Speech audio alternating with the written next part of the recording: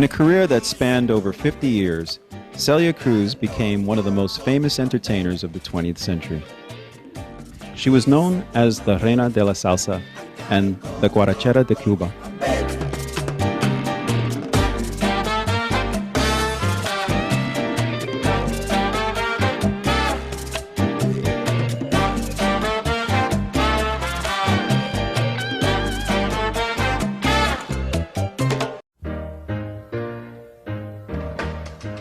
She was born in Cuba in the Santos Suarez neighborhood of Havana on October 21st, 1925.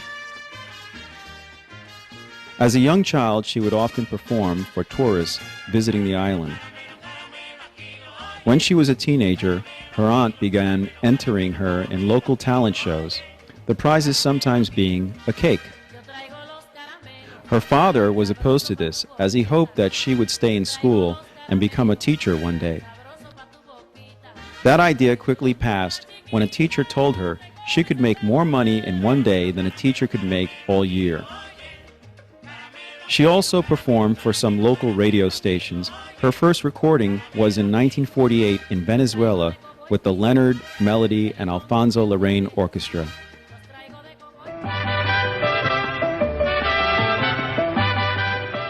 Her big break came in 1950 when she was hired to replace the lead singer of the famed Sonora Montserrat Band.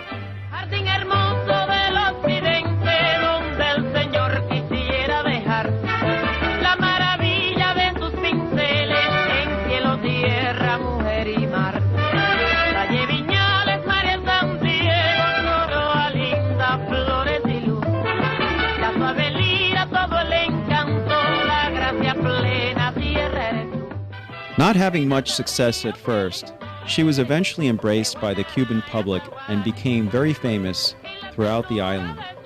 She would perform with the band for the next 15 years. They became known as Café con Leche.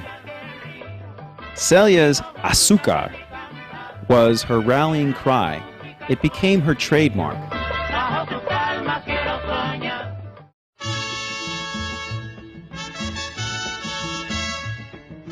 In late 1959, the band was given a contract to perform for 1 year in Mexico. With the political climate in Cuba changing and Fidel Castro in power, Celia did not return from her engagement in Mexico. In 1961, she married the band's trumpeter, Pedro Knight. He later became her manager, and the two left the group in 1965. Celia became a U.S. citizen and would never return to her beloved Cuba.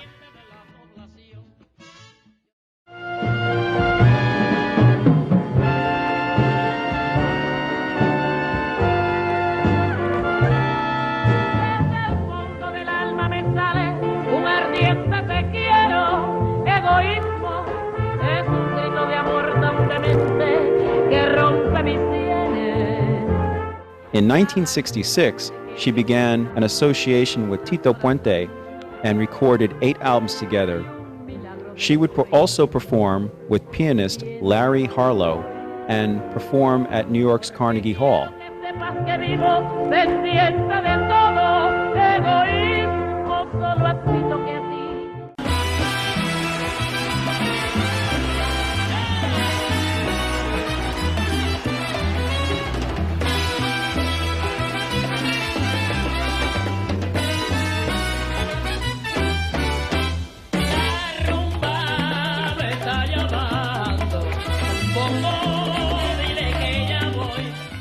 With the explosion of salsa music in the United States in the 1970s, Celia would record with and become one of the Fania All-Stars, the group that included such superstars as Johnny Pacheco and Hector Lavoe.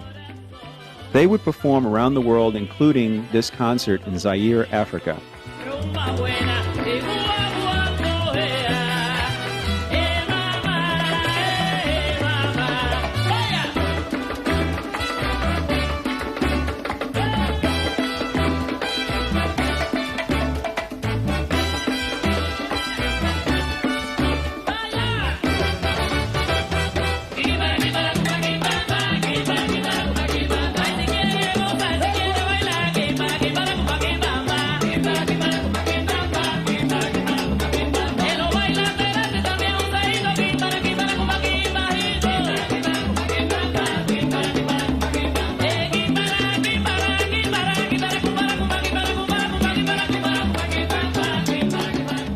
Celia Cruz was always known for her talents as an improviser on stage and for her extravagant outfits as well as her colorful wigs and high-heel shoes.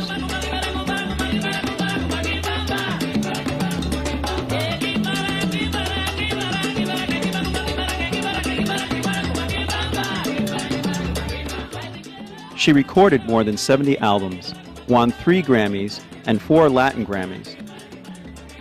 She also appeared in several movies, including 1992's The Mambo Kings, and earned a star on Hollywood's Walk of Fame in 1989. She even appeared on Sesame Street.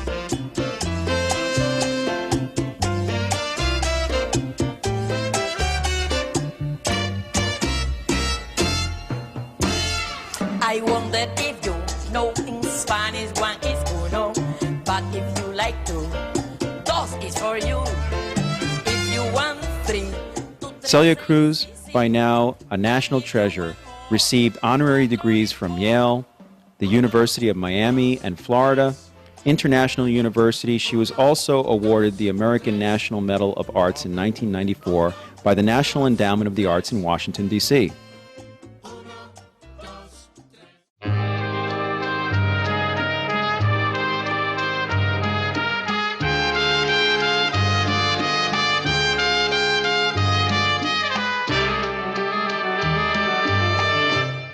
Espérame en el cielo, corazón. One part of Celia's life that caused her great pain was being unable to return to her beloved Cuba. With Fidel Castro's regime still in power, she was considered a traitor and never allowed to return. She had not been allowed to return for her mother's funeral in 1962. The closest she ever got was in a visit to the United States Naval Base at Guantanamo Bay in 1990. She kissed the ground and took a handful of Cuban soil to take with her. On July 16, 2003, Celia died of cancer in her home in Fort Lee, New Jersey. As per her wishes, Celia's body was taken to Miami for public viewing. The crowds estimated at 75,000 lined up for up to 15 blocks. A viewing was held in New York and a service was held in St. Patrick's Cathedral. Her husband and the love of her life, Pedro Knight, died in 2007 and rests alongside with her. If you want to pay your respects, she is interred right here in the Bronx at Woodlawn Cemetery. Y allí, entre nubes de algodón, haremos nuestro nido.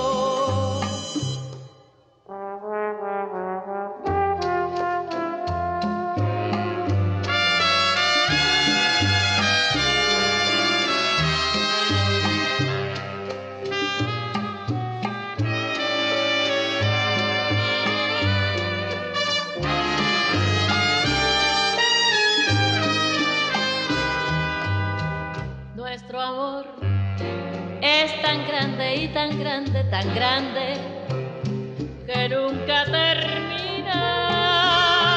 Y esta vida es tan corta y no basta para nuestro idilio. Por eso yo te pido una vez más,